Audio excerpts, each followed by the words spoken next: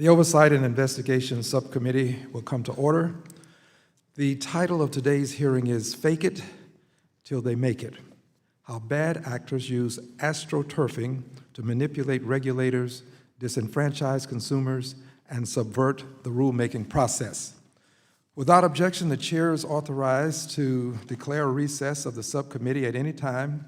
Also, without objection, members of the committee who are not members of this subcommittee may participate in today's hearing for the purposes of making an opening statement and questioning the witnesses. The chair now recognizes himself for 5 minutes for an opening statement. This hearing will examine a problem referred to as astroturfing, which is the practice of creating the false appearance of grassroots support for a particular policy or position where none exists, often to the benefit of shadowy, well-financed interests and to the detriment of the general public. Investigations have revealed that astroturfing is used by unidentified entities to sway regulators who rely upon the integrity of the public comments they receive in the rulemaking process. As we sit here today, according to the SEC Chair Clayton, the SEC has launched an investigation of the submission of multiple fraudulent comments in a recent rulemaking, comments that were expressly relied upon by Chair Clayton and the Commission as indicia of broad public support in urging the adoption of the rule. As today's testimony will highlight, there is also troubling evidence of astroturfing at other agencies charged with protecting consumers and overseeing financial institutions, including the Consumer Financial Protection Bureau and the Office of the Comptroller of Currency.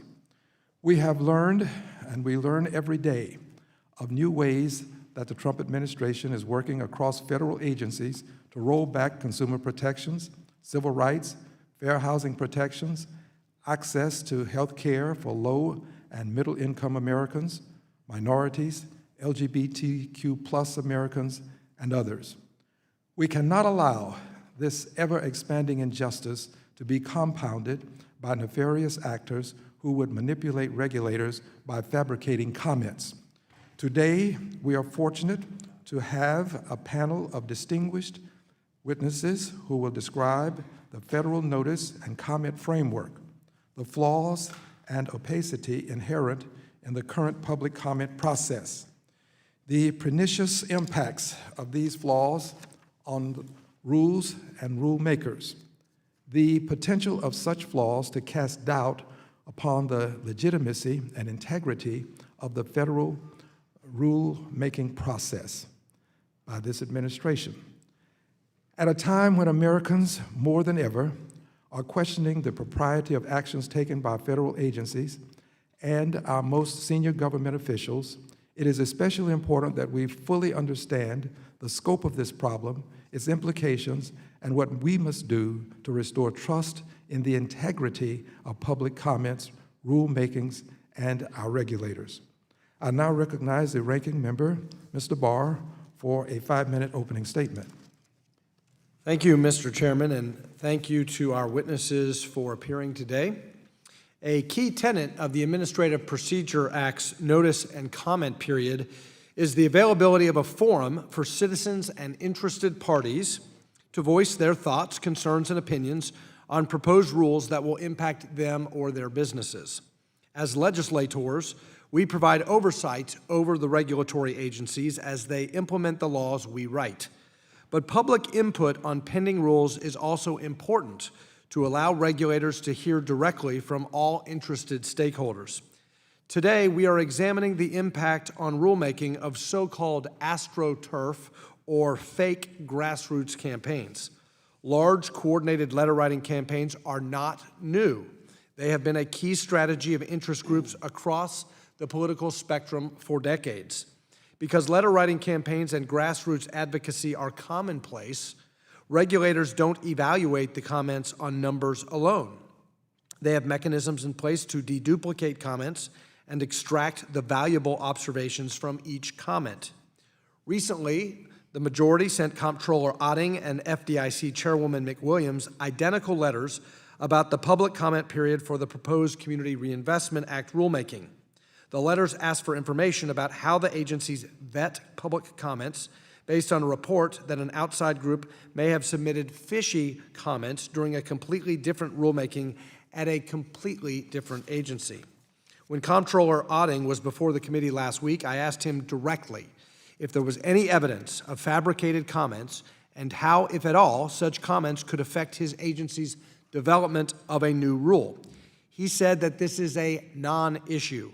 The OCC has a system in place to review comments on their substance, and it doesn't evaluate comments based solely upon sheer volume. Earlier this week, Comptroller Otting responded to the chairwoman and echoed these same observations. So does the concern over potential astroturfing really warrant this hearing? I would submit that the answer is no. The majority's letter, and frankly this entire hearing, are thinly veiled attempts to slow the rulemaking process on a much-needed modernization to help our communities simply because the majority doesn't like the regulators writing the rules. While not perfect, the FDIC's and the OCC's proposal to reform the Community Reinvestment Act regulations makes important strides to bring the CRA into the 21st century without compromising the important and original intent of the law to serve communities across the country. It provides much-needed clarity for regulated entities to understand how they'll be evaluated and what activities will qualify for CRA credit. It appropriately accounts for the expansion of online banking and allows for CRA deserts in rural or otherwise underserved areas to benefit from investment in their communities. I'm fortunate to have many great community bankers in my district in central and eastern Kentucky. I'm proud of how they partner with their neighbors to drive the local economy. They are committed to helping the low and moderate income borrowers in areas they serve and to make investments that will benefit their community at large. These are people who go to work every day happy to serve their communities. They aren't simply trying to get, quote, double credit for doing half their homework, unquote, as one of the witnesses suggested. More clarity on how they're evaluated for the CRA and the modernizations under the FDIC and OCC proposal could allow them to do even more. As we hear from our witnesses today, I would urge my colleagues to be cognizant of potential unintended consequences. Do we really want to restrict citizens' opportunities to weigh in on important regulations? Is it worth quieting or silencing groups of stakeholders and infringing upon their First Amendment rights, their rights to participate in the administrative process just because you don't like the regulators who are writing the rules? Public feedback on important rulemakings is critical to ensuring regulators get it right. And should Congress really be in the business of evaluating whether or not a particular comment is worthy of inclusion in the record, or whether it should be excluded just because we don't like the particular regulators at the administrative agency? The idea behind the notice and comment rulemaking is that you invite the public to participate. You may not like all the comments that are submitted. You may like some of the comments that are submitted, but the whole point is to have an inclusive process that allows for public input on the rulemaking process.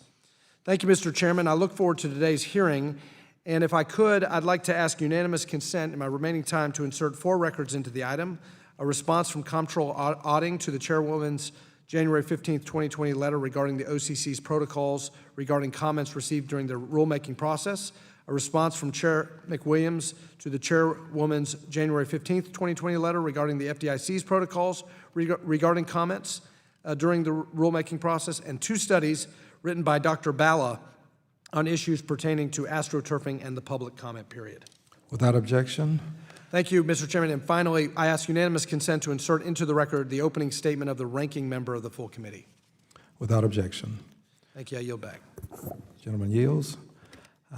I welcome each of the witnesses and am pleased to introduce the panel. We have with us today Ms. Beth Simone Novak, Professor and Director of GovLab, Tandon School of Engineering, New York University. We have Seto Bagdian, Director of Forensic Audits and Investigative Service, U.S. Government Accountability Office. Paulina Gonzalez Brito, Director, California Reinvestment Coalition. Bart Naylor, Financial Policy Advocate, Public Citizen. And Dr. Stephen Bella, Associate Professor, George Washington University. Again, welcome and thank you for being here today. The witnesses will be recognized for 5 minutes each to give an oral presentation of their testimony. Without objection, the witnesses' written statements will be made a part of the record. Once the witnesses finish their testimony, each member will have 5 minutes to ask questions. On your table, you will see 3 lights. Green means go, yellow is the 1-minute marker, which means you are running out of time and you should begin concluding your remarks, and the red means you are out of time. With that, Professor Novick, you are now recognized for 5 minutes for your opening statement. Many thanks. Thank you, Chairman Green and Ranking Member Barr. Thank you for the opportunity to participate today. To reiterate, my name is Beth Simone Novak, and I'm a professor at the Tandon School of Engineering at New York University, where I direct the Governance Lab, which is a nonprofit, nonpartisan research center focusing on the use of technology to improve governance and strengthen democracy. At the Governance Lab, we conduct original research, including a project that we've launched today called Crowd Law for Congress, about how legislatures around the world are using new technology to enable public engagement in law, rule, and policymaking, and to provide training on how we can adopt those models in this country. I previously served as Deputy Chief Technology Officer in the Obama White House and the Director of Open Government, but I was also Senior Advisor for Open Government to Prime Minister Cameron. However, I'm appearing today, of course, in my personal capacity, based on over 20 years of designing, building, testing, and researching civic platforms for citizen engagement and democratic participation. We're here today because thousands of federal regulations are enacted every year that touch every aspect of our lives, and under the Administrative Procedure Act, the public has a right to participate. Participation in rulemaking helps us to ensure that federal regulations are based on the best available evidence, not just evidence that supports a single position. Obtaining information from a wider audience can make it possible to understand whether and how a regulation fulfills its legislative purpose. However, technology has created challenges for public participation. Regulations.gov has made commenting easier, but it has also inadvertently opened the floodgates, as we've heard, to fake comments, or what I like to call notice and spam. But it's also created the challenge of voluminous comments, comments that are then hard for agencies to read and parse. Key example, the 2017 FCC net neutrality rulemaking, which had 22 million comments. A second and related problem is that of duplicative comments. Only 6% of the comments filed in that FCC rulemaking were actually unique. But there are remedies to those challenges. Using artificial intelligence, researchers have developed tools that can extract meaning and summarize large bodies of text. For instance, Google and Microsoft have already built systems that can summarize news as well as legislative bills. The recently debuted Indian news aggregation app called InShorts automatically creates 60-word summaries of articles, also using AI. Citizen Lab software for citizen engagement categorizes and clusters the text submitted, grouping similar ideas together using an approach known as topic modeling. To deal with the issue of deduplication, Dr. Stuart Schulman created a tool called Discover Text in 2007. Although funded by the National Science Foundation, that tool is not yet in widespread use in government. And of course, to handle fake comments, as we'll hear more about today, many people have called for using CAPTCHA and reCAPTCHA, which is designed to separate the bots from the humans. And the newest version of reCAPTCHA does not even require human intervention. No more typing of those squiggly words anymore. In short, researchers have cracked the problem of problems far more challenging than making sense of rulemaking data. And while Congress needs to mandate the use of better data science tools to make it possible for federal agencies to make effective use of public comments, it has to go beyond fixing the problem after the fact and reimagine how public participation should work. In our research, we are tracking over 100 examples of what we call crowd law, innovative uses of new technology that foster public engagement to improve the quality of lawmaking. And let me conclude with 3 quick examples. In 2018, the German government used a free annotation platform called Hypothesis to sort expert feedback on the country's artificial intelligence policy, soliciting expertise from experts all around the world. Committees in the UK Parliament create online what they call evidence checks and invite members of the public to evaluate the evidence upon which a policy is based. And just recently, a few weeks ago in December 2019, the Brussels Regional Parliament introduced the use of citizen juries. Now, every standing committee comprises 15 parliamentarians and a random sample of 45 citizens who deliberate and formulate recommendations together. Imagine if we could introduce these innovations here. Although much current attention is focused on the problem of astroturfing and cherry picking, the urgent concern for regulators and overseers should not just be who signed the comment, but should be to take steps to foster new and valuable citizen engagement.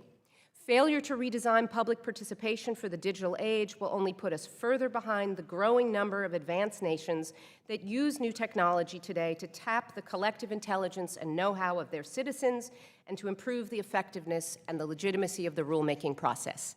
Thank you very much, and I look forward to your questions. Thank you very much, Professor. At this time, the chair will recognize Mr. Bagdian for 5 minutes for your opening statement. Thank you, Mr. Chairman. Chairman Green, Ranking Member Barr, and members of the subcommittee, I'm pleased to appear before you today to discuss GAO's June 2019 report on posting practices regarding identity information in public comments during proposed federal rulemaking. As part of our overall review, this is the first of several planned reports. Extensive data analytics work continues on the identity characteristics of all public comments submitted over a 5-year period to the 10 selected agencies we reviewed. Additional reports will follow beginning later this year. Federal agencies publish on average about 3,700 proposed rules yearly and are generally required to provide interested persons an opportunity to comment on these rules. In recent years, some high-profile rulemakings have received extremely large numbers of public comments. The professor mentioned the FCC net neutrality review rule, which received 22 million comments, raising questions about how agencies manage the identity information associated with such comments. The Administrative Procedure Act governs the manner in which many federal agencies develop and issue regulations, which includes the public comment process. While the APA does not require the disclosure of identifying information from a commenter, agencies may choose on their own account to collect this information. Today, I'll highlight our report's 4 principal takeaways regarding how the 10 selected agencies handle identity information in public comments during proposed rulemaking. First, regulations.gov and agency-specific comment websites collect some identity information, such as name, email, or address, from commenters who choose to provide it, and also accept anonymous comments. In this regard, the APA does not require commenters to disclose identity information when submitting comments. In addition, agencies have no obligation under the APA to verify the identity of commenters should they submit such information with their comments.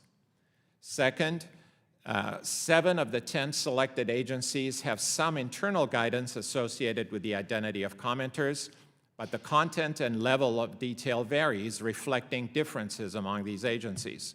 The guidance most frequently relates to the comment intake or response to comment phases of the overall comment process. For example, among agencies of interest to the subcommittee, CFPB and SCC have guidance for intake, and the CFPB has such also for response. Third, within the discretion afforded them by the APA, selected agencies' treatment of commenters' identity information varies, particularly when posting duplicate comments, those that are identical or near identical comment text, but varied identity information.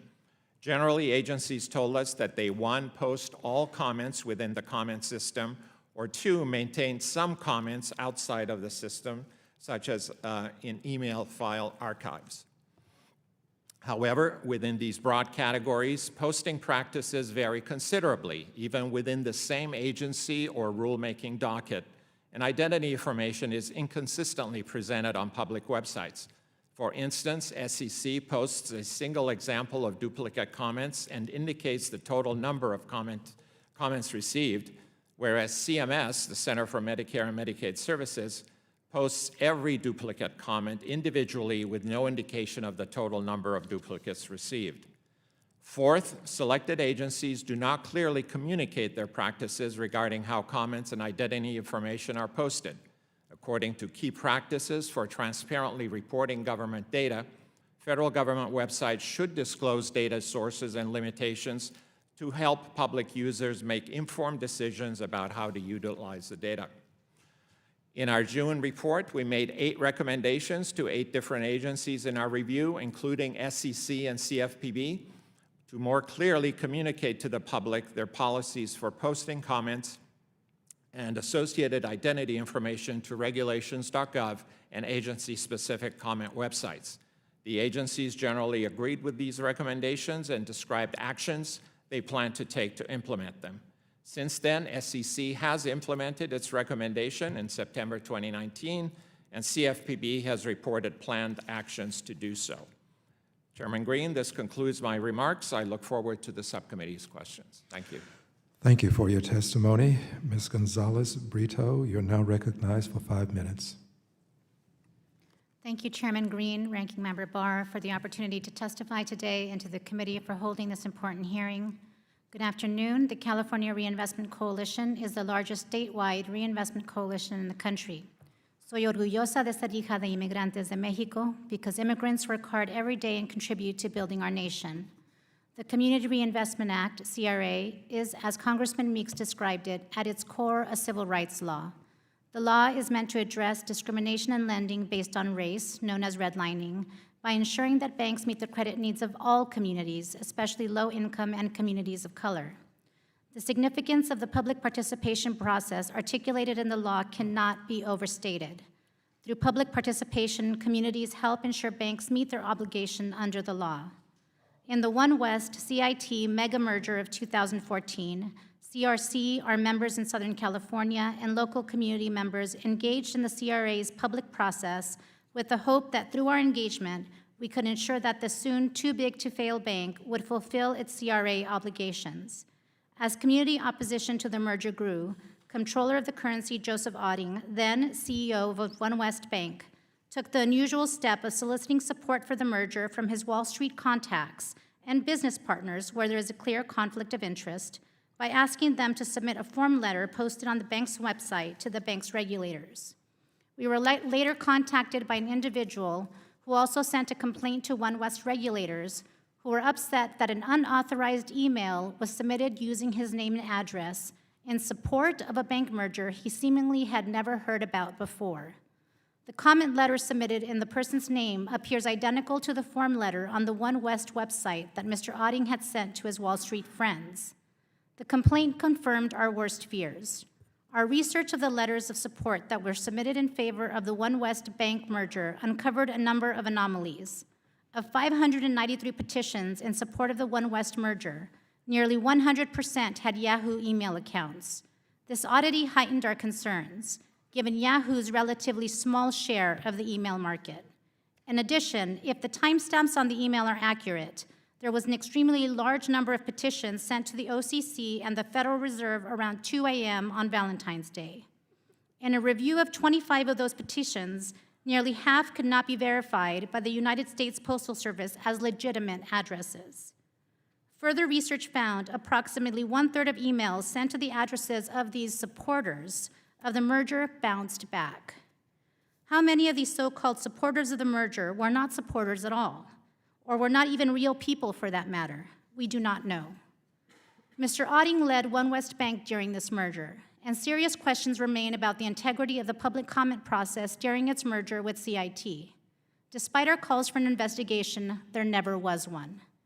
But we do know who benefited from this fake support. One West Bank did. The One West CIT mega merger was ultimately approved by the bank's regulators, who cited all the letters of support in their approval order.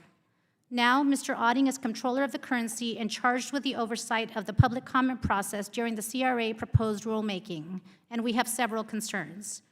First, we fear that two core principles of CRA, community input and public participation, are in jeopardy under Joseph Otting's OCC. Astroturfing and fabricated comment campaigns breed distrust in the system and make it less likely, or may make it less likely, that the public would comment in the future. As a result, regulators may have less access to information from impacted communities about what is happening on the ground far from regulators' offices. Regulators would then be left with the one-sided picture provided by financial institutions. We are particularly concerned that the OCC approach to the public comment process, as it currently seeks comment on the proposed rule, would, if finalized, significantly harm communities and threaten a return to redlining practices. Secondly, the Comptroller's public statements demonstrate hostility to anyone with whom he disagrees. His quote in the Wall Street Journal demonstrated this hostility. He was quoted as saying, "If you don't like this, you are either economically advantaged by the current structure or you don't understand it." We call on the OCC to focus on ensuring a fair process that prevents AstroTurf campaigns from unfairly manipulating the result of its current CRA rulemaking process, rather than maligning opponents of its proposal. Lastly, we continue to call for a full accounting and investigation into the fabricated comments and AstroTurf campaign during the 2014 One West CIT merger. Until we know who was responsible for the fabricated comments supporting the bank that Comptroller Joseph Otting led, and what, if anything, was done about it, we cannot, and the OCC should not be permitted to proceed with finalizing a regulation that will curtail the impacts of the CRA. Thank you very much. Thank you for your testimony. Mr. Naylor, you are now recognized for 5 minutes. Chair Green, Ranking Member Barr, members of the committee. Public Citizens, 500,000 members and supporters are self-selected Americans who practice and engage in democracy on a daily basis. We're the members who figure prominently in the phone calls to your offices to vote for bills that come before this committee or on the House floor. When some of those bills become law, we're the members who participate vigorously in the comment process to help the regulators implement those. The views, public citizen members are public citizens. We are especially encouraging of engaging in this committee because the financial crash demonstrated how much damage can be done by flawed financial policy. The views, the positions that our members espouse, we think are widely accepted across the political spectrum. Safe banking, the ability of investors to exercise property rights, the concept that racist lending has no place in America.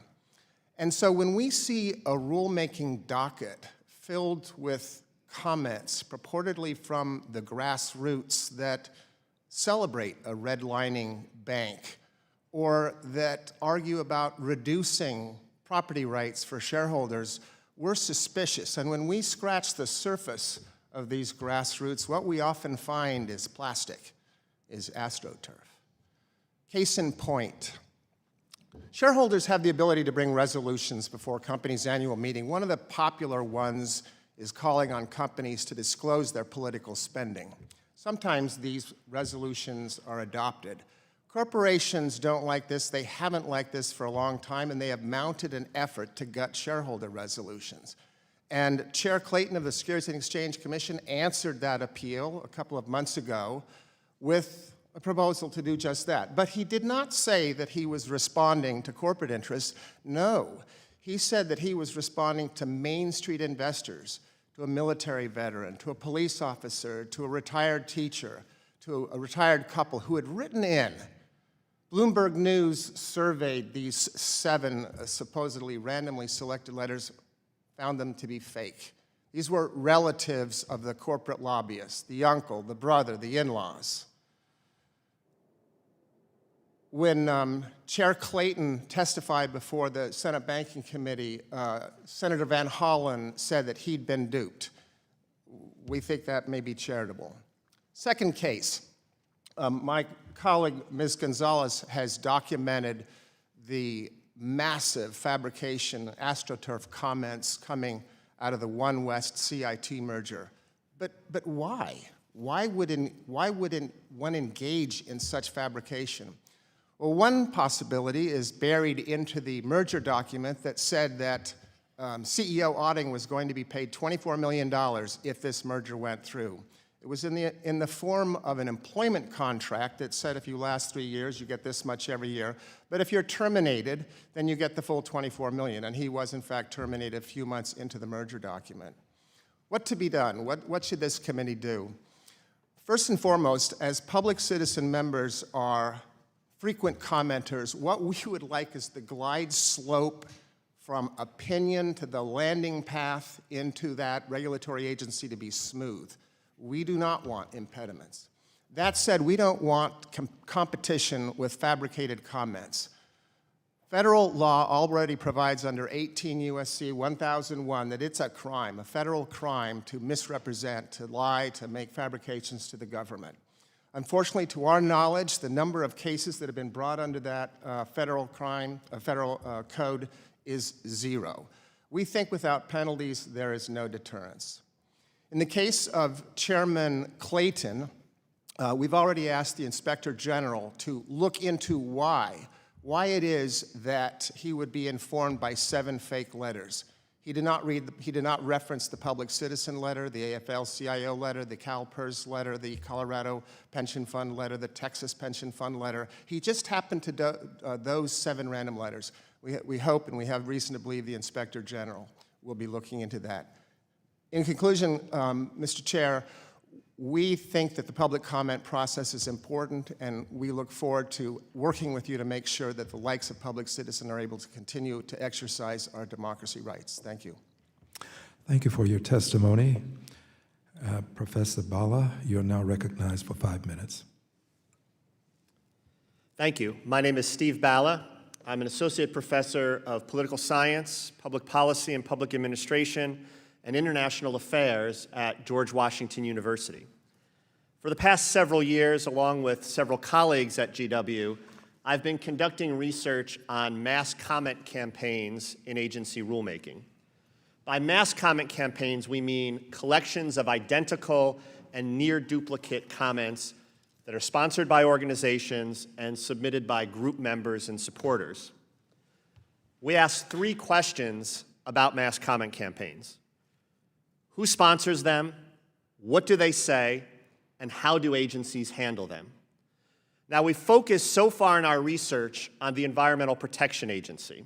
And the EPA is a good agency to start with in that it's systematic and transparent in the way in which it catalogs and reports mass comment campaigns on regulations.gov.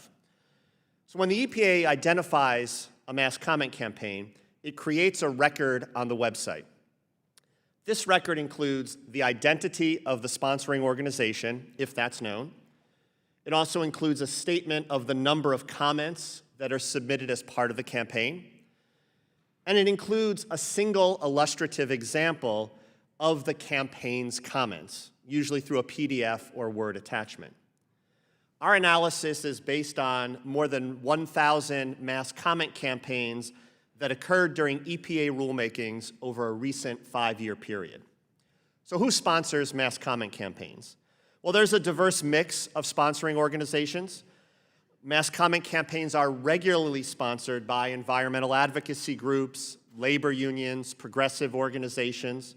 Collectively, these kinds of organizations account for about 75% of the mass comment campaigns in our analysis. The remaining 25% are mass comment campaigns sponsored by regulated entities. In the case of the EPA, these would be the agriculture industry, the energy sector most commonly. What do mass comment campaigns say? Well, again, there's some diversity in the phenomenon. Some mass comment campaigns are as short as a few words. They articulate a directional stance in favor of or in opposition to the proposed rule, and they say nothing else. There are other mass comment campaigns, however, that incorporate arguments, reasoning, data, analysis. Now, on balance, mass comment campaigns shade toward short statements of directional opinion. That is, those types of mass comment campaigns are more common than ones that bring extensive reasoning, extensive data to bear. How does the agency handle mass comment campaigns? Well, in response to comment documents, we find that mass comment campaigns often get mentioned a single time, and the agency provides a brief response. By contrast, the standalone comments that we historically associate with the notice and comment process that might be submitted by organizations or individuals, not duplicates, not near identical comments, but standalone comments, these types of comments typically get mentioned repeatedly in response to comment documents. Now, why would that be the case? Well, it's because the agency is exhibiting a practice of responding separately to each argument, each piece of evidence that's presented in the comment. And so with more argument, with more evidence comes more extensive, i.e. more repeat attention on the part of the agency in the response to comment document. In my view, these findings demonstrate that the agency is able to identify mass comment campaigns, it's able to catalog them systematically and transparently, and it's able to respond to them in a manner that's commensurate with their substantive content. Contrary to hopes that have been articulated about mass comment campaigns, particularly early on in the era of electronic rulemaking, I don't see mass comment campaigns as having had, I don't see mass comment campaigns as having had a democratizing effect on the rulemaking process. That was one hope 20 years ago. I also don't see, and this again is contrary to fears that have been expressed about mass comment campaigns, I don't see them burying the EPA under an unmanageable avalanche of useful information. It's my argument that for the most part, rather than mass comment campaigns bringing fundamental change, whether good or bad, to the rulemaking process, what has happened instead is that the agency has adopted approaches that allow it to readily incorporate mass comment campaigns into its existing rulemaking practices. Thank you. Thank you. The chair will now recognize the gentleman from Colorado, Mr. Perlmutter, for 5 minutes. Thank you for your testimony today. And Dr. Bala, I think you could probably ask anybody up here on this dais about mass communications and mass comment campaigns, because we all get that. And this is part of the process. And you say, okay, I got 1,000 comments on right to work, and I got 77 comments on healthy forests. They're all identical. You just deal with it. So we understand that. Your next study should be on what we get as members of Congress. But I think the thing that I'm concerned about is, from the beginning of this country, with Publius and Brutus and the Federalist Papers and the Anti-Federalist Papers, we knew they were anonymous, and they wanted to speak about policy and approach to how our nation should be founded. So I'm not afraid of anonymity, and I'm not afraid of mass comments. What I am afraid of is liars and cheats and phony, information that you get, because then you are misled. Then it does undercut the trust, and if it's a bunch of bots sending stuff out that are slightly different and require, specific answers, I want to know they're bots. So, Ms. Novak, in your testimony and sort of the research that you've done, can you explain, how we might ferret out, or how you would want to see us deal with sort of the bots and sort of the phoniness that may come as part of an email approach, or maybe just case by case? I don't know. How would you go about this?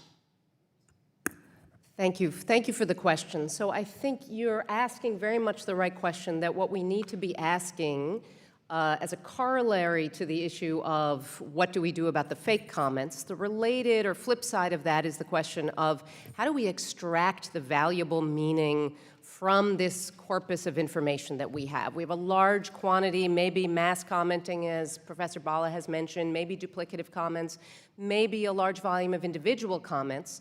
The thing that we need to care about first and foremost is this issue of how do we make it easy for agencies and the committees that oversee them to extract the valuable meaning and to do what was the intent of the Administrative Procedure Act when it called for commenting in the rulemaking process. So what I would do is I would ensure that every agency is using readily available machine learning tools, first to deduplicate the comments, and the software has existed for that, funded incidentally by the federal government, has existed for that for more than 15 years, that would allow us to first say, let's remove all the duplicates. Second is then the issue, though, because as you know from your own work, you can have non-duplicative comments, but it's still too much for your staff to read, and they have other things to do during the day, is some of these new tools for summarization are really crucial. And they're great summarization tools, not simply from the Googles and the Microsofts and the sort of high-end tech, but there's stuff specifically civic technologies in the citizen engagement space. And I can name you a number of free and open source or relatively cheap tools that exist to do precisely the job and that are in use in various places to do the job of summarizing citizen comments. I mention a few of them in my testimony and show some pictures to make it clear how they do the work of helping regulators extract the meaning from this volume of information. And then in addition, I would say we have to create additional complementary fora for the reason that we want to make sure we're hearing from diverse participants. And I mean diversity in every way. Cynthia Fiorina at Cornell Law School has written extensively about the lack of diversity and participation. We hear lots from businesses, but not necessarily from individuals. We hear from people who are white and wealthy and educated, but not necessarily people who don't meet those criteria. And that's true for all kinds of civic participation. And people want to participate more. So research that's been done by Pew and other groups, every survey that you look at says people would like to engage and would like to have opportunities.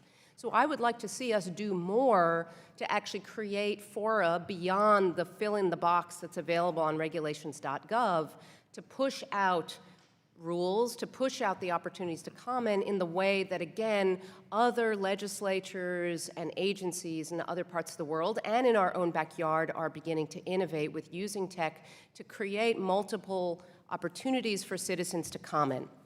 And that can include expert citizens who are diverse and lived experience in general. Let me pause to let you interject there. Well, I have 3 seconds, 2 seconds, 1 second. I yield back to the Gentleman's chair. But time. thank you very much for your answer. The gentleman's time has expired. The gentleman from Kentucky, Mr. Barr, is recognized for 5 minutes.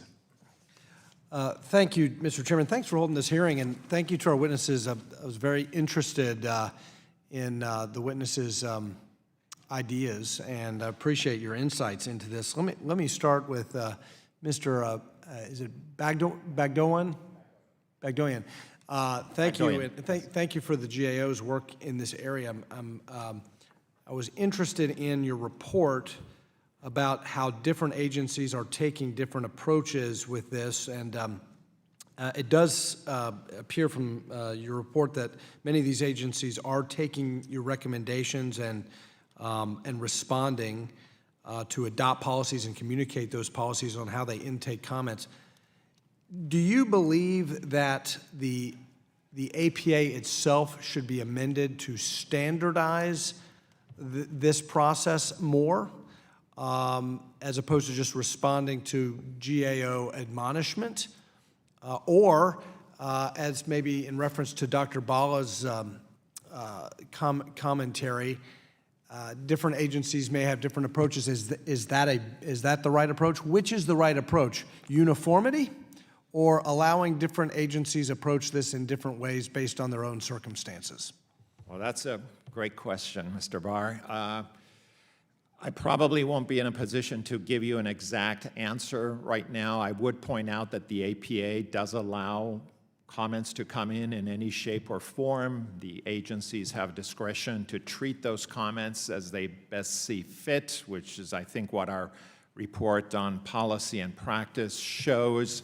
I will note, though, that we have ongoing data analytics work. It's 2 parts, if I may explain it briefly for you. The first is a survey of actual commenters to see whether they actually sent those comments in.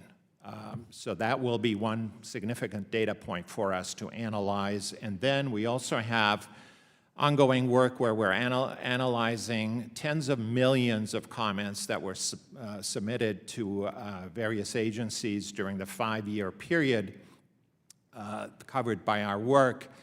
And based on those results, when we'll combine those results and see what, if anything, we can make of those results, then that would generate our policy and process procedure and perhaps technology mix of solutions, but I just can't comment on that right now. Let me associate myself with the comments of my friend from Colorado about I agree with him. The concern is false as opposed to mass or anonymous comments. I agree with you, with my friend from Colorado on that. Dr. Bala, however, I do want to ask you this. Should regulators generally err on the side of openness and inclusivity when soliciting feedback from interested citizens, given your research into the EPA, for example, being able to handle these mass communications in a fairly orderly way? Am I on? Yeah. Yes. Now I'm on? Yeah, thank you. As a researcher, I'm going to argue against my self-interest, because as a researcher, I love uniformity, because uniformity allows me to access more information, more readily. And so that's the way that I can do a bigger scale study that would help broaden our general understanding of this phenomenon. But my argument is that agencies vary in the scope of their regulatory activity, and so a one-size-fits-all solution, I think, is quite scary, and I would argue strongly against it. So I would argue for a light touch on any kind of restrictions that would increase the friction, if you will, for submitting public comments. Right. So erring on the side of openness and inclusivity as opposed to exclusion. Absolutely, because agencies vary in their capacity, and so, yeah. Ms. Novak had some interesting ideas about artificial intelligence, and I think she said summarization tools. Is there any risk of injecting bias into the process of screening out comments, however? Again, just to echo what Professor Novak said, technology-wise, the solution has existed for a long time. Agencies can set duplicate thresholds at varying levels, and so they can separate out the duplicate content in a body of comments from those pieces that are unique contributions. So that technology exists, and agencies ought to be encouraged to use that to the extent that they don't yet. I have many more questions, but my time has expired. The gentleman's time has expired. The gentlelady from Texas, Ms. Garcia, is recognized for 5 minutes. Thank you, Mr. Chairman. Thank you for bringing this topic to the table. It completely baffles me that people go to this ends to corrupt the comment period, and I especially don't like that it refers to our Astros in any way, but I understand Senator Benson's point, because there is a big difference between AstroTurf and grassroots. But I want to start with you, Ms. Gonzalez-Rito. I was really intrigued with the work that you've done, and I know that you've mentioned in your written comments that you have called for an investigation. Tell us what has happened, or what we can do to help. Well, thank you for your question. I do want to mention that these comments were, these complaints were made by an individual who had no idea that these comments were made, the opposition to the merger was made without his consent. Right. So in that case, 4 examples. So right, there were 4 examples. The OCC was made aware of these prior to the approval order. And it's not clear that the OCC did anything at the time except to ask the bank to respond to these complaints by these individuals. We'd like to know what the OCC did, if anything, if the bank did respond. It's not clear whether they did anything beyond that, and they definitely did not, in their approval order, cite that there were fraudulent comments. So that's concerning. We'd like the IG to now begin an investigation and see if the OCC has put anything in place so that we're not just dealing with volume of comments, but that we're dealing with any fake comments that may come in as the CRA proposed rule is being looked at now and as comments are coming into that CRA proposed rule. So we ask that Congress ensure that the OCC is set up not just for volume of comments, but any fake comments that may come in as to this proposed rule. Thank you, and we'll work with the chair to see if we can help in that area. Thank you. And my second question is for Mr., is it Bakhtian? Yes, and I just need to clarify, you all have been using the word duplicates. So are you referring to duplicates in the sense of the same person sending to, or duplicates in the massive emails, or both? Yes, that's a great question, Ms. Garcia. And what we're referring to is comments that are identical, every word. So the mass The structure of copy the and comment. paste kind of comment. Correct, right. Near duplicates are essentially the same comment with some variation in the wording or the sentence structure. Right, do most agencies limit comments to one person that you would not get the same person sending a duplicate? I think it is an open process, and comments are accepted at face value as they come in. I don't think there is any kind of a screening out. Right, what about the anonymous ones? Those are, in my mind, a little problematic. Just, I mean, Sure. how many anonymous comments do we really get? And is there any reason that we might want to figure out a way to make sure that people identify themselves? Right. So the APA allows the submission, certainly, of anonymous comments, and agencies, in the spirit of the law, do allow those to come in. They don't really analyze them in any specific way. But as I mentioned in my response to Mr. Barr earlier, we are in the process of analyzing a vast trove of comments that were submitted over a 5-year period. I would say it's in the tens of millions. And we will have, hopefully, when our work is completed, better insight in terms of the identity characteristics of each and every one of these comments. And if we are able to roll up those numbers, we will have a better sense of how many are anonymous and what other things are associated with those Right. comments. My last question is for Mr. Naylor. You were talking about recommendations and policy changes, and I just felt like you told us one, but I just felt like you were going to say more. My question to you is there anything specifically that you think is like the single most important thing that we do? And then also, has there been an increase in these fake comments within the last year or the last 2 years? Thank you, Congressman. We have not tracked the incidence of fake comments, but as you know, you have an urgent problem right now. Controller Otting is planning to gut the Community Reinvestment Act.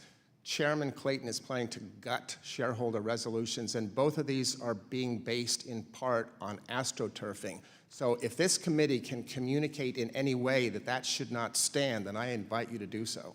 The gentlelady's time has Thank you, expired. and yield back. Thank you, Mr. Chairman. The gentleman from Florida, Mr. Posey, is recognized for 5 minutes. Thank you very much, Mr. Chairman and Ranking Member, for holding this hearing on the Administrative Procedures Act in general and astroturfing more specifically. The creation of false impressions of widespread, spontaneously arising grassroots movements in support or opposition to something is in fact a real problem, as you all have expressed, and I'm glad there's more people aware of it. You know, number one, most people believe that their elected representatives make all the laws, which is, grossly inaccurate understanding of how this place and many state governments work. They're unaware that in most cases, most laws are made by unelected people, unrecallable people, unaccountable people, and they do it without having the statutory authority that they're supposed to have, and they've been able to get away with doing that for decades. I've read multiple times, multiple sources, that the odds of someone being hauled into federal court or for violation of the law are 1,000 to 1 in favor of it being a law, i.e. administrative rule, enforceable as a law, that an unelected, unaccountable bureaucrat wrote, not that lawmakers actually passed. It's, I think, the biggest problem with the operation of our government. If a federal employee is caught stealing cash, hopefully they're prosecuted. If a federal employee is caught stealing equipment, whether it be a copy machine or a backhoe, hopefully they're prosecuted. But federal employees routinely steal the resources of hardworking Americans, American businesses, and American households with absolutely no consequence whatsoever. And that's why we need to have some authority. And the Astroturfers are partners in that crime, by the way, I believe.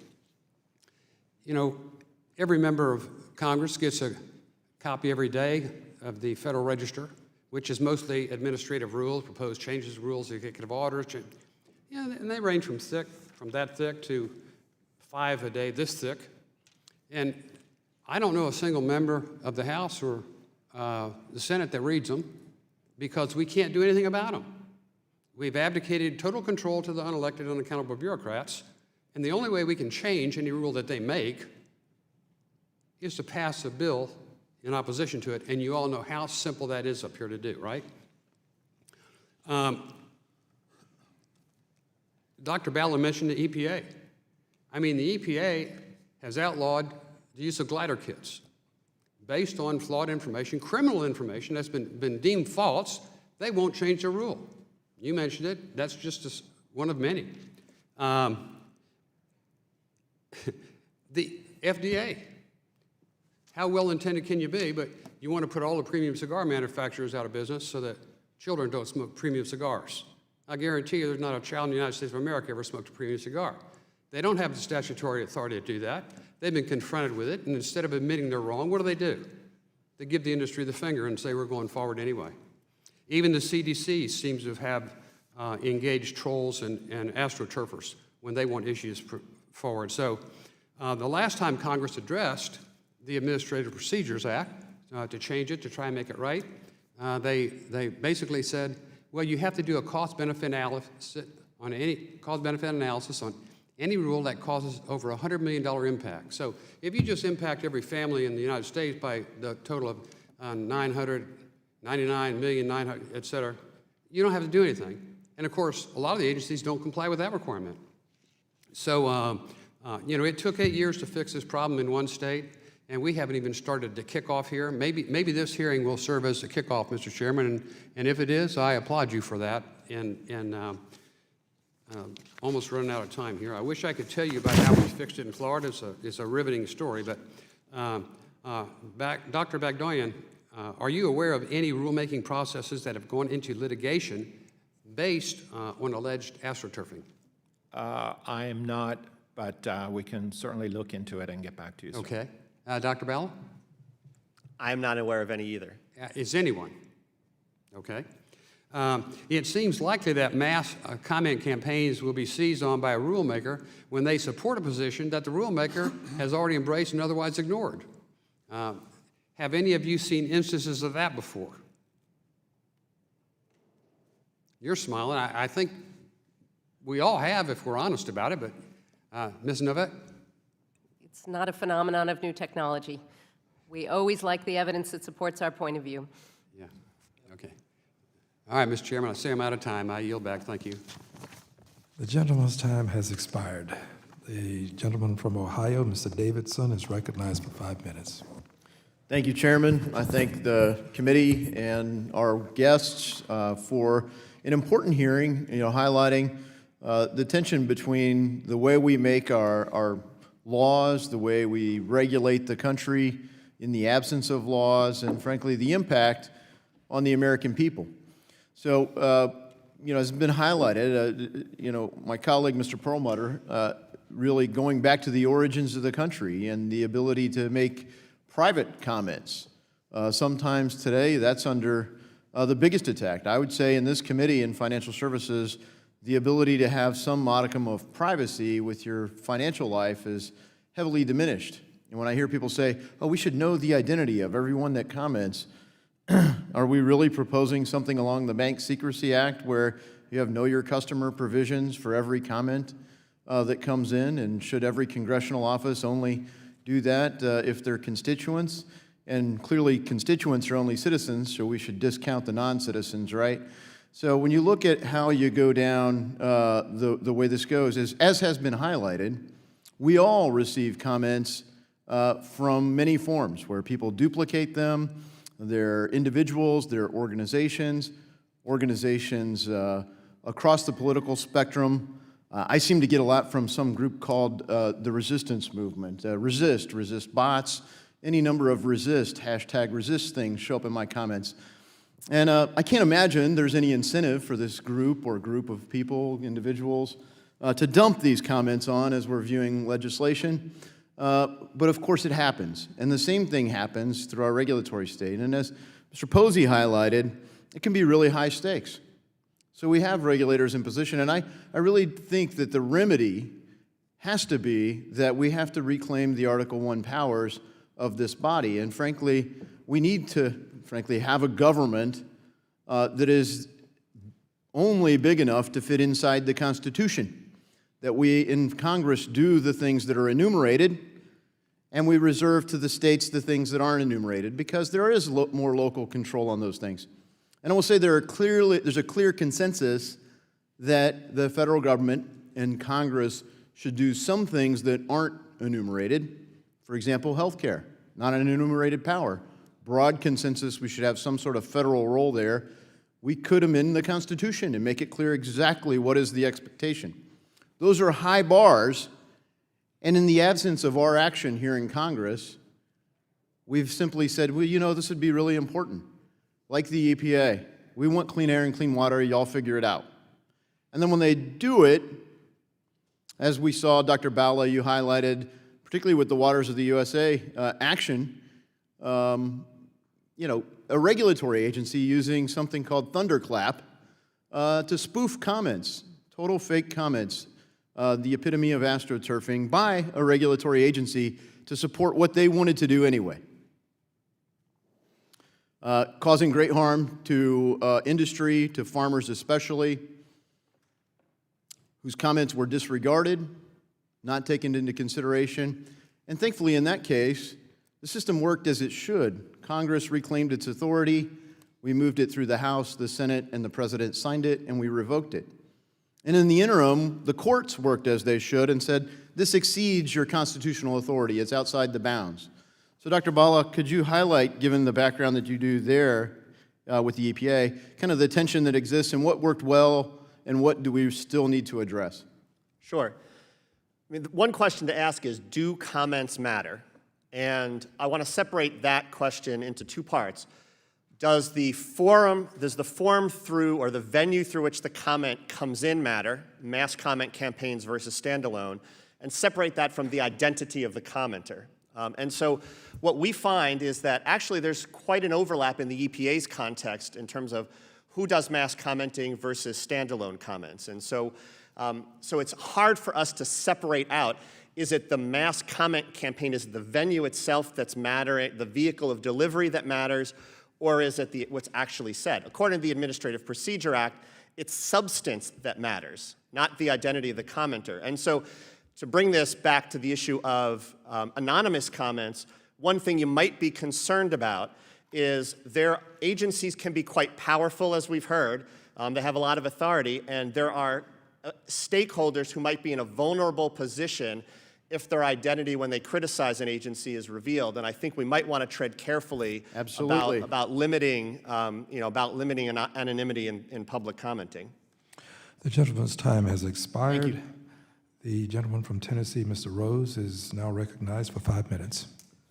Thank you, Chairman Green and Ranking Member Barr, for having us here today, and thanks to the panelists for being here. I wonder, Dr. Bala, if you might continue where you were. Sure. Agencies are, what are their responsibilities? It's to address the substance, the relevant matter in their comment, in their corpuses of comments that they receive. So they're not instructed by the Administrative Procedure Act to pay attention to identity. They're instructed to pay attention to relevant matter.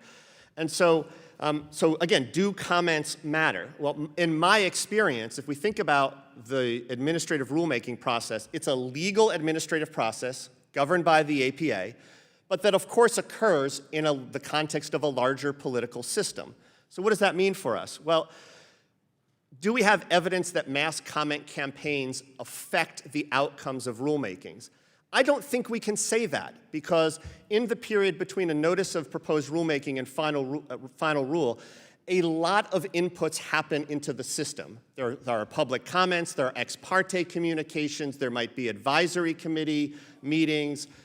There are all kinds of inputs that can happen in the rulemaking process. But what I think we can say is that mass comment campaigns have been used by both political parties, administrations of both political parties, to justify actions that they already would like to have taken. And so in the context of the Waters of the United States rulemaking, Administrator McCarthy came to Capitol Hill and said, we've received over 1 million comments, 87.1% of them are in favor of this rule, and the rule was finalized shortly thereafter, in line with those comments. Was it those mass comment campaigns that were mainly submitted by environmental advocacy groups like the Sierra Club, the NRDC? Was it those mass comment campaigns that led the agency to that endpoint? I'm quite skeptical that that was the case. I'm quite certain that I would argue that that was the approach that the agency was already planning to take in the rule, and the mass comment campaigns provided no legal or administrative justification for taking that action, but they provided sort of a larger political justification. Thank you. Beyond the case that we've been discussing of the Obama-era EPA and the Waters of the United States rulemaking, is there pervasive evidence of agency-generated AstroTurf? I'm only aware of that one particular case, that one particular thunderclap instance, but that doesn't mean there aren't others. I just don't know. And I direct this question to you and also Mr. Bagdoya. Are there any laws or regulations specifically addressing agency staff encouraging or generating comments? I'm not aware of any, but again, I would be happy to look into that and get back to your staff on that.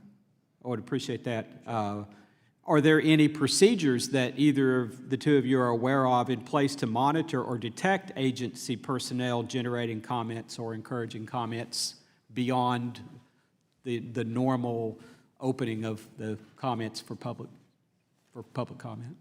I'm not aware of any. I'm not either, but that doesn't mean they don't exist. I will add that to my to-do list. Thank you. And Dr. Bala, I also am wondering, is there any analysis that you've done or research that you're aware of selection bias by agency personnel as they prioritize comments? Has that question ever been looked at? What do you mean by selection bias? Well, pulling out or providing preference to the comments that supported the position that they perhaps already had. I mean, that certainly happens in the public sphere, right? Again, if we come back to the Waters of the United States rulemaking, that is in fact what was going on in that case. And so, for sure.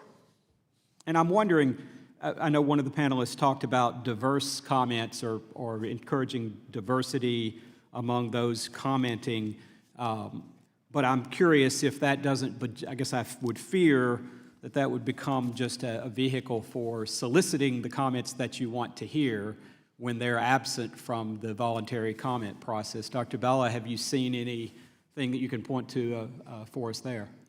What I would encourage agencies to do is, if they feel that they don't have the information they need to move a rulemaking forward, use advance notices of proposed rulemaking where you ask general questions and direct stakeholders and affected parties towards issues that you think you need help, where you have information gaps. So I don't think it's a bad thing for agencies to direct commenters in particular areas where they have gaps in their understanding.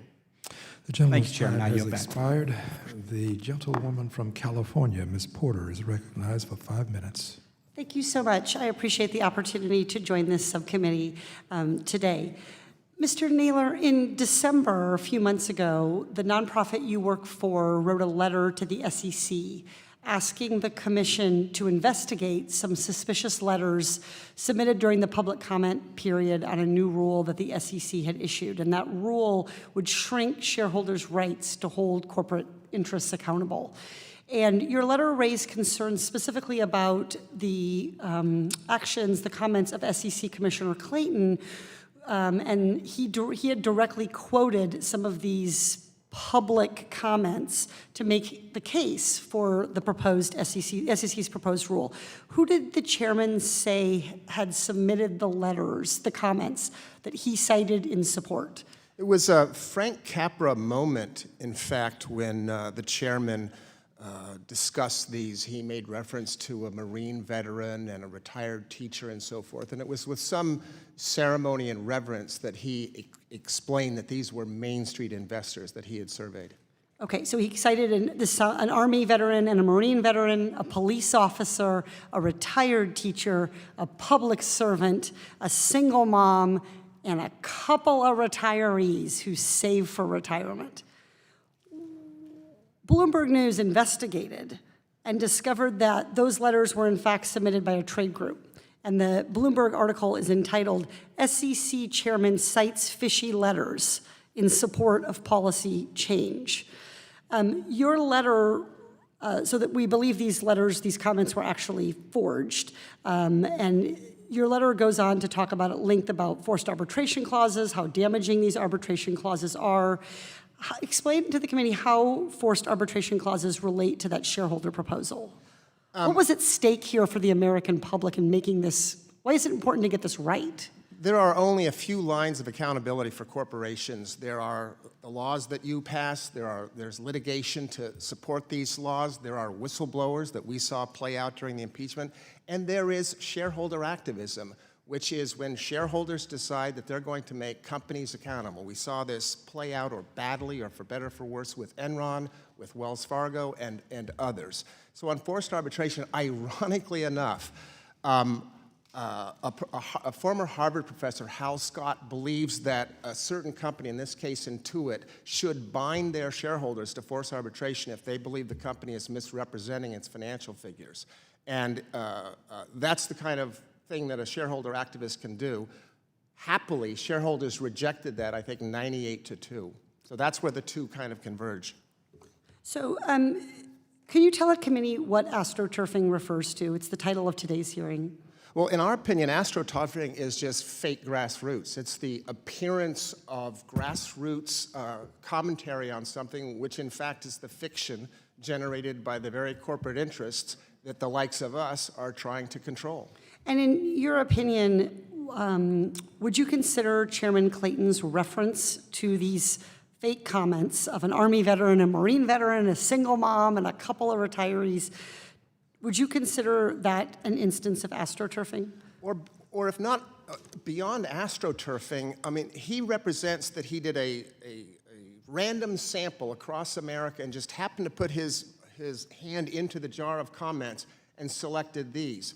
There were hundreds, if not thousands, of comments from the likes of us, all arguing for stronger shareholder rights. These were essentially the only ones that argued against that. So I would say that's a misrepresentation. I think that is something that falls under 18 U.S.C. 1001 that says you're not supposed to tell untruths to the United States government, or else there's consequences. So in your opinion, we could use that statute to You should explore that pursue statute. the trade groups, the lobbyists who were behind these fake forged comments, because the comments, what the investigation suggests is that these comments were not private individuals pretending to be other private individuals. They were actually lobbyists and corporate lobbying entities and trade associations submitting fake comments. We could investigate them, we could prosecute them, the government. I believe that should be explored. These are corporate lobbyists using actual people as stooges. They are pawns. They are victims in one sense, but the real victim is the American public, who is Tell me why you misinformed. think they're victims. Well, because they didn't write these letters. They just happened to be the cousin, the uncle, the in-law who said, oh yes, sweetie, you are a lobbyist and do whatever you like. But now the public sees their name. Their name is on something that they probably do not subscribe to. Thank you. The gentlelady's time has expired. The gentleman from Georgia, Mr. Loudermilk, is recognized for 5 minutes. Thank you, Mr. Chairman. Thank you all for being here. I would like to kind of continue on with something Mr. Porter brought up, is the Bloomberg story. I think in the Bloomberg story, they highlighted 7 people that supposedly their names were used, that they didn't submit comments. I actually have in my hand here, it was an organization that orchestrated the the comments was an organization of 60 plus who went back to each one of these people, and I actually have declarations of 5 of those people that say they actually did submit those comments. They were able to track them down after the story was printed. Apparently, when Bloomberg called them about this, they didn't necessarily remember or know exactly what the reporter was talking about. So just out of clarity, I'd like to submit these to the record, Mr. Chairman, these affidavits, these declarations of statement that they did actually submit those. Without objection. That's fair, Congressman, but let me just try to restate what I think. Hang on a second. So I want to make sure that we did that. There's a couple of areas I want to get into, and we'll get to that if I have time. Something Mr. Naylor said a little while ago, Mr. Bala, that is a little concerning. Made the comment that OCC is making a rulemaking process decision based off fraudulent comments that they have received regarding the Community Reinvestment Act. But I heard you answer a question a little while ago that indicated that we don't have evidence of, and some others have commented on this, that there's been no evidence that rulemaking decisions or that these campaigns or false comments have actually resulted in the decision in rulemaking. So my question is, do we have any evidence that OCC and FDIC have been receiving fraudulent comment during the Community Reinvestment Act process? I can't answer a question. I don't have any knowledge about that particular case. I just want to reiterate the general point that I was making in that even after decades of research on the topic, do public comments matter? The answer is still quite muddled. And so this has nothing to do with whether the nature of the comment, whether they're mass comment campaigns, fake comment campaigns, going back to pre-rulemaking. Now, I don't want to argue that we need to be paralyzed in our ability to make a causal inference between the submission of a comment and the decision of an agency, but I do want to suggest that making that, identifying that particular connection is quite tough in a case study context or a large N context. And remember something Ms. Novak said, basically if a comment supports the direction that you're wanting to go, you're going to accept it, and I think that's just human nature. But Mr. Naylor, your comment, if I didn't misunderstand it, you indicated that the OCC is using these false statements to make decisions on the CRA. Was that correct? If Controller Riding had any credential to be controller, it was the consummation of a merger between One West and CIT, and that merger was built in no small part on AstroTurf, on faked comments. And so the person who is now fabricating, dismantling the CRA is somebody whose career has 2 feet into a very serious problem. Let me just point out one thing about the Chair Clayton's comments. Had he said, I have 7 letters. One comes from the brother-in-law of the lobbyist. One comes from the uncle of the lobbyist. One comes from the in-laws of the lobbyist. That is far different than a Marine veteran, a retired school teacher, and a police officer. Thank you. Okay, even though they may be the same people? Same person, but corporate lobbyist brother is a little bit different atmospherics than retired police officer. Okay. Also, I do find occasionally lobbyists also tend to be experts in certain careers and fields, and they often do have opinions, not defending them. But Mr. Bala, as you said, these campaigns are nothing new, correct? That's correct. I mean, they were postcard campaigins in the old days. Yeah, exactly. I'm running out of time, Mr. Bagdolian. Real quickly, I was on the Science, Space, and Technology Committee when we were investigating when the EPA actually was using social media to go out and generate false comments on the waters of the U.S. You investigated that, did a report on that, is that correct? That was a legal opinion, Mr. Loudermilk. I was not involved with the work, but I am familiar with it, yes. The gentleman's time has expired. Thank you, Mr. Chairman. The chair now recognizes the gentlewoman from Michigan, Ms. Tlaib, for 5 minutes. Thank you so much. I don't know if Mr. Naylor or someone else can help me out. So do you think brother-in-laws of lobbyists are experts? They can be experts, but Yeah. as long as you say brother-in-law of lobbyists, Yeah, then cousins, that all helps that, yeah. establish that we are not dealing with average, randomly selected American. And can I just give an example? In the One West merger, Mr. Otting solicited support from Wall Street vendors, lawyers, and business contacts who had financial interest in the bank when he asked for support of the merger.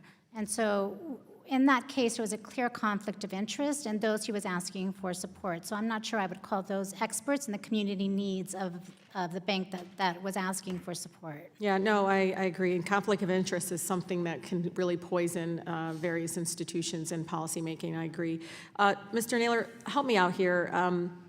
If there's like a bully in my class, my son's class, and his teacher makes a rule against bullying, like you can't bully, it would be wrong if the bully, you know, the bullying was continuing, and this particular bully, I mean, he was literally bullying 12 people in the class. Would it be wrong if that bully paid those 12 of those kids that he was bullying to tell the teacher that they love getting bullied? It's been a while. I think that would be wrong, but I Yeah. actually, public it's citizens pretty policy common on that sense. is not well developed, I guess I'd have to. Yeah. I understand the Public Citizens Chamber Watch investigated the 2015 case by contacting each of the 12 small business owners to see if their opposition to the rule was a minimum misleading and so forth. Is that correct? Yes. It was revealed that more than a fourth of the small business owners were actually lobbyists for the brokerage. And I'm sorry if I was chairing another committee, so apologize if this is repetitive, but it's good because truth matters, right? Mr. Naylor, can you describe in detail what else the investigation revealed? Well, context, and thank you for the question, Congresswoman. This was Obama-era rule that said brokers aren't supposed to rip off their customers. They're supposed to advise stuff that is in their best interest and not something that's going to fatten their own pocketbooks, which should be good for everybody, including small business. In lobbying against this, the chamber supposedly found several dozen businesses that said they would lose their trusted advisor, which I found a little surprising, so I called them all and found, as you say, that some of them were in fact Wall Street brokers themselves. Others didn't answer the phone. One woman who said that the ability to use her trusted advisor had allowed her to grow her business employment over the last decade, and I asked her how many employees she had, and she'd grown it by 1. So in other words, these were pawns, as we discussed with Congresswoman Porter. The law was going to help them, but the Chamber of Commerce, serving Wall Street interests, were going to sacrifice these pawns to make a misrepresentation, in my opinion, to this committee and the Labor Committee to fight the fiduciary rule so that Wall Street could save $17 billion a year in inflated commissions that they were then charging. You know, in my district, we don't call it a con. We actually call it cheating. It's cheating. It's Bagdonian. Based on your role as Director of Forensic Audits Investigative Services at GAO, what have you learned regarding the ability of a well-funded corporate industry to misappropriate the identity of ordinary Americans and create an illusion, or what I call misleading, lying, a widespread support for pro-industry positions, not only during the notice and during the comment period of rulemaking process, but while lobbying members of Congress? Well, a lot of organizations send in these mass mailings. I don't have any evidence to the extent that happens and by whom. That's not something that we have focused on. Our work has focused on the policy and practice of identity information. So You think you that's should what our probably get analyses. into looking at this? What can we do to help you look into something like this? Because we don't want industry to hijack a public process that's for ordinary Americans to be engaged in. You know, I just left another committee hearing about the Trump administration repealing and changing the mercury standards, basically what's been working to reduce 80% of mercury output. And now they're saying, no, we're going to go and fix it. And now it's open to people commenting. I want moms and regular folks to be able to say, don't do this. Sure. What can we do to help support you taking a deeper dive into this so that, again, this process is really transparent? Sure, yeah, I take your point. And what I can offer, like I've explained to other members of the subcommittee, is that we have ongoing data analytics work that is focusing on identity characteristics of comments, and we're also surveying commenters to see whether the comments they submitted were indeed by them rather than someone else posing like they are. And our plan is to actually engage into some deeper dives into those responses that we do receive. The But I can gentlelady's assure- time has expired. I'll ask that you put your comment in the record, please. Yes, sir. Thank you. At this time, the chair will yield himself 5 minutes. Mr. Bala has indicated that there is a question in terms of evidence of adverse effect emanating from mass information campaigns, maybe not in those exact words. I would yield time to you, Ms.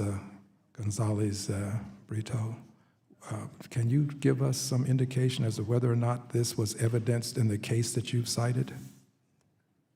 Well, in the case of the One West CIT merger, we had a bank that was foreclosing on, in some cases we're hearing up to 100,000 families across the country that had one of the worst reinvestment records in the state of California, and had a CRA plan that was approved by its regulator that was one of the worst in its state. And none of this was addressed in the merger order by both of its regulators. And when it was approved, the merger was approved, the fake comments that were, that the bank's regulator had notice of before the approval, as I mentioned earlier, was not dealt with or investigated before the merger approval order. So here we have a public comment process in which hundreds of organizations and community members commented on, and there was evidence of fake public comments. None of that was investigated. Fake Yahoo email addresses that were generated, and we still don't know who was responsible. And the CEO of that bank is now running the CRA rulemaking that is happening now. So not only is there an adverse impact on the merger that was approved, but now we have a CRA rulemaking that by the OCC where we don't know if they have a system in place to ensure that fraud is not taking place in that rulemaking.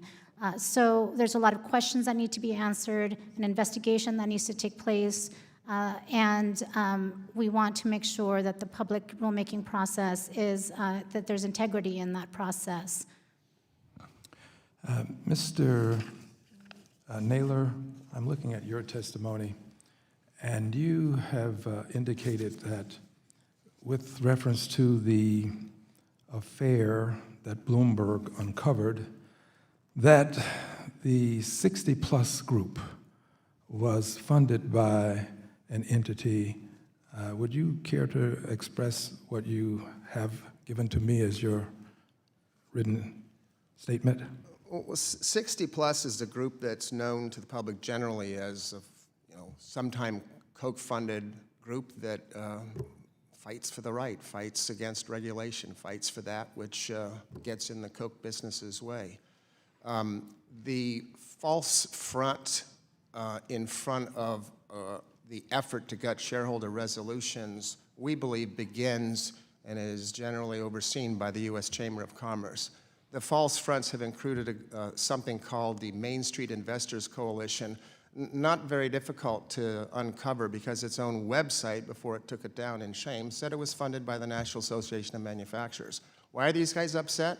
Because the one thing about capitalism that apparently the CEOs don't like is people showing up at the annual meeting and saying they'd like the CEO and the board to do things a little differently. So they've been arguing against shareholder suffrage for a long time. And to do that, they need to make it look like actual shareholders want this, that are tired of this. And so they created these false fronts, including the efforts done through 60 Plus. Quickly, permit me to ask some questions that will necessitate raising a hand. Is there a significant risk of misinformation masquerading as legitimate public input? If you believe such is the case, kindly extend a hand into the air. All but one, I believe. Yes, Mr. Chairman, I'm not in a position to comment on that. I just don't have the evidence right now, but we are working on it. All right, greatly appreciated. Are we adequately policing the comment process. If you believe that we are adequately policing, would you kindly extend a hand into the air? Mr. Baylor. And can these problems that have been called to our attention today be remedied with technology? If you think so, kindly extend a hand into the air. We have two, that's Ms. Novick and Mr. Baylor. Let the record reflect such. Friends, I greatly appreciate your testifying. The ranking member has asked for a privilege. He'd like to have an additional 1 minute, and I will accord the privilege without objection, and I'll have a minute as well. One more minute, or do you want just add another 5 minutes? Okay, I appreciate the gentleman. Let me just clear up one thing. From what I understand, we don't have any evidence whatsoever that in the CRA rulemaking process that there is any evidence of any fraudulent comments being submitted. I raised this issue with Comptroller Otting when he was here last week, and he testified that there was no evidence of any fraudulent comments submitted in the CRA process, and I want to make that clear for the record. In terms of false fronts, there may be in various agencies false comments over the course of this, but I think with the example from the EPA in 2015, you have this on all sides, fraudulent comments. It's not just on one particular side. You've got it everywhere. And the final point is in many cases, the industry representatives should have a right to comment, and some of the witnesses seem to be suggesting that someone who has an interest in the rule doesn't have a right to comment on it, and that makes no sense whatsoever. I yield. Thank you. The chair now yields himself 1 minute and would note with a degree of interest that you would mention Mr. Otting, because I did ask him questions when he was here, and he vehemently denied any involvement or engagement by his business and his associates. But I think Ms. Gonzalez-Brito, you have given us information to the contrary. Is it unusual for people who have been involved in activities that are adverse to their best interests to deny involvement? Is it unusual? If you believe that it is unusual for persons to deny involvement in activities that are adverse to their best interests, would you kindly raise a hand? Let the record reflect that no one has raised a hand. With this, I yield back the balance of my time.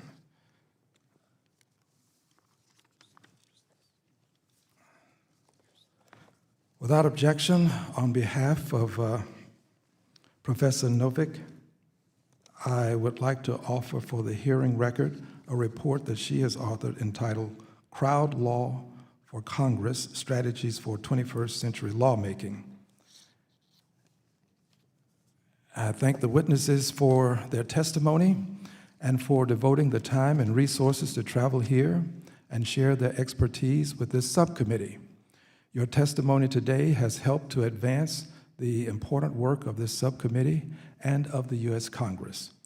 The chair notes that some members may have additional questions for this panel, which they may wish to submit in writing. Without objection, the hearing record will remain open for 5 legislative days for members to submit written questions to the witnesses and to place their responses in the record. Also, without objection, members will have 5 legislative days to submit extraneous materials to the chair for inclusion in the record. Without objection, the hearing is now adjourned.